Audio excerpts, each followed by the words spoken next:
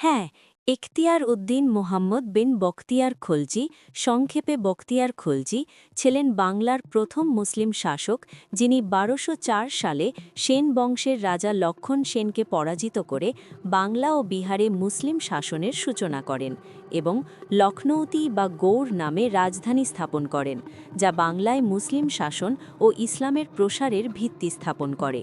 বখতিয়ার খলজি ইখতিয়ারউদ্দিন মোহাম্মদ বিন বখতিয়ার খলজি নামেও সমধিক পরিচিত ছিলেন।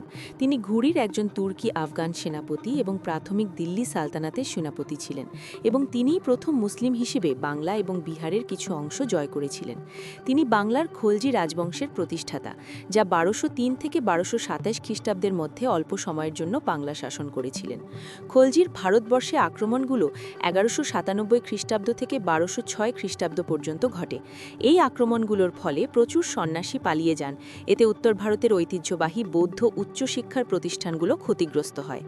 বাংলায় খলজির শাসনকাল বৌদ্ধ ধর্মে স্থানচ্যুতি ঘটায়। মহাযান বৌদ্ধ শিক্ষার অন্যতম প্রধান কেন্দ্র ছিল নালন্দা। দ্বাদশ শতকের শেষে বখতিয়ার খলজি বর্বরতাভাবে এই বিহারটি ধ্বংস করেন। তবে কিছু ইতিহাসবিদ এই বিষয়ে দ্বিমত পোষণ করেন এবং মনে করেন বখতিয়ারের আক্রমণ মূলত বৌদ্ধ বিহারগুলো লক্ষ্য করেন না, স্থানগুলো আগে থেকেই পরিত্যক্ত বা পতনের পথে ছিল। বলা হয়ে থাকে যে তার শাসনকাল বিশেষ করে বঙ্গের সুলতানি শাসন এবং মুঘল আমল থেকেই বাংলায় মুসলিম শাসনের সূচনা হয়েছিল। ১২০৬ সালে বখতিয়ার একটি ব্যর্থ তিব্বত অভিযান শুরু করেন এবং ফিরে আসার পর বাংলায় হত্যার শিকার হন। তার স্থলাভিষিক্ত হন মুহাম্মদ শিরান খিলজি। প্রারম্ভিক জীবন। বাংলা ভাষার উইকি সংকলনে এই নিবন্ধ বা অনুচ্ছেদ সম্পর্কিত মৌলিক রচনা রয়েছে। মোহাম্মদ বখতিয়ার। বখতিয়ার খলজি মালিক গাজী ইখতিয়ারউদ্দিন মোহাম্মদ বখতিয়ার খলজি হিসেবেও উল্লিখিত, যিনি মুসলিম খলজি উপজাতির একজন সদস্য ছিলেন, যারা ২০০ বছর আগে তুর্কিস্তান থেকে আফগানিস্তানে এসে বসতি স্থাপন করে। মুসলিম খলজি উপজাতি উত্তর পূর্বের প্রায় সকল দখলযুদ্ধে যোগদানকারী সেনাবাহিনীর অধিপতিদের কাজে নিযুক্ত ছিল। তুর্কি বংশোদ্ভূত এখতিয়ারউদ্দিন বখতিয়ার খলজি প্রাথমিক জীবনে একজন ভাগ্যান্বেষী সৈনিক ছিলেন। তিনি ছিলেন আফগানিস্তানের গরম শিরের অর্থাৎ বর্তমানে দাশতে মার্গের অধিবাসী।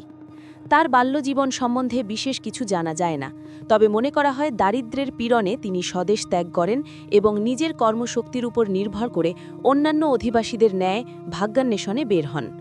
প্রথমেই তিনি গজনির সুলতান মোহাম্মদ ঘুরির সৈন্যবাহিনীতে চাকরির আবেদন করেও সফল হননি।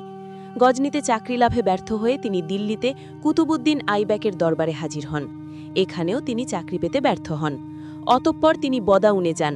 সেখানকার শাসনকর্তা মালিক হিজবরউদ্দিন বখতিয়ার খলজিকে নগদ বেতনে সেনাবাহিনীতে চাকরি প্রদান করেন, কিন্তু উচ্চাভিলাষী বখতিয়ার সামান্য বেতনভুক্ত সিপাহী হয়ে পরিতৃপ্ত হতে পারেননি। অল্পকাল পর বখতিয়ার বদাউন ত্যাগ করে অযোধ্যায় যান। অযোধ্যার শাসনকর্তা হুসাম উদ্দিন তাকে বর্তমান মির্জাপুর জেলার পূর্ব দক্ষিণ কোণে অবস্থিত ভগবত ও ভিউলি নামক দুটি পরগনার জায়গির প্রদান করেন। এখানেই বখতিয়ার তার ভবিষ্যৎ উন্নতির উৎস খুঁজে পান এবং এই দুটি পরগনাই পরবর্তীকালে তার শক্তির উৎস হয়ে ওঠে। ১২০১ সালে বখতিয়ার মাত্র ২০০০ সৈন্য সংগ্রহ করে পার্শ্ববর্তী রাজ্যগুলো আক্রমণ করতে থাকেন। সেই সময় তার বীরত্বের কথা চারিদিক ছড়িয়ে পড়তে থাকে এবং অনেক মুসলিম সৈনিক তার বাহিনীতে যোগদান করতে থাকে। ফলে তার সৈন্য সংখ্যা ক্রমশ বৃদ্ধি পেতে থাকে। এভাবে চলতে থাকলে তিনি একদিন এক প্রাচীর বেষ্টিত দুর্গের মতো স্থানে আসেন এবং আক্রমণ করেন।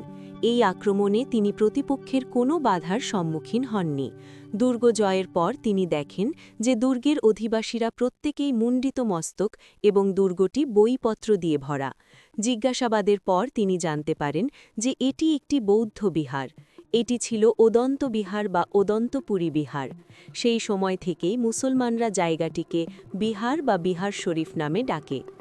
বিহার জয়ের পর বখতিয়ার খলজি অনেক ধনরত্ন সহ কুতুবুদ্দিন আইবেকের সাথে সাক্ষাৎ করতে যান এবং কুতুবুদ্দিন কর্তৃক সম্মানিত হয়ে ফিরে আসেন। এরপরই তিনি বাংলা জয়ের জন্য মনস্থির করেন এবং শক্তি সঞ্চয় করতে থাকেন। তৎকালীন বাংলার রাজা লক্ষণ সেন বাংলার রাজধানী নদিয়ায় অবস্থান করছিলেন, কারণ নদিয়া ছিল বহিঃশত্রুর আক্রমণ থেকে সবচেয়ে সুরক্ষিত অঞ্চল। বলা হয়ে থাকে যে বখতিয়ার খলজির নদিয়ায় আগমনের কিছুদিন পূর্বে রাজসভার কিছু দৈবজ্ঞ পণ্ডিত তাকে সতর্ক করে দিয়েছিলেন যে এক তুর্কি সৈনিক তাকে পরাজিত করতে পারে। ফলে লক্ষণ সেনের মনে ভীতির সঞ্চার হয় এবং নদিয়ার প্রবেশপথ রাজমহল ও তেলিয়াগড়ের নিরাপত্তা জোরদার করেন। লক্ষণ সেনের ধারণা ছিল যে ঝাড়খণ্ডের সাপদশঙ্কুল অরণ্য দিয়ে কোনো সৈন্যবাহিনীর পক্ষে নদিয়া আক্রমণ করা সম্ভব নয়, কিন্তু বখতিয়ার সেই পথেই তার সৈন্যবাহিনীকে নিয়ে আসেন। নদিয়া অভিযানকালে বখতিয়ার ঝাড়খণ্ডের মধ্য দিয়ে এত দ্রুতগতিতে অগ্রসর হয়েছিলেন যে তার সাথে মাত্র ১৭ জন সৈনিকই তাকে অনুসরণ করতে পেরেছিলেন। নদিয়া জয় করে পরবর্তীতে লক্ষণাবতীর বা গৌড় দিকে অগ্রসর হন এবং সেখানেই রাজধানী স্থাপন করেন। এই লক্ষণাবতী পরবর্তীকালে লখনৌতি নামে পরিচিত হয়। গৌড় জয়ের পর আরও পূর্ব দিকে বরেন্দ্র বা উত্তর বাংলায় নিজ অধিকার প্রতিষ্ঠা করেন। সুশাসন প্রতিষ্ঠার লক্ষ্যে তিনি এলাকাগুলোকে কয়েকটি ভাগে বিভক্ত করে প্রত্যেকটি প্রদেশের জন্য একজন সেনাপতিকে শাসক নিযুক্ত করেন। বখতিয়ারের সেনাধ্যক্ষদের মধ্যে ৩ জনের নাম পাওয়া যায়।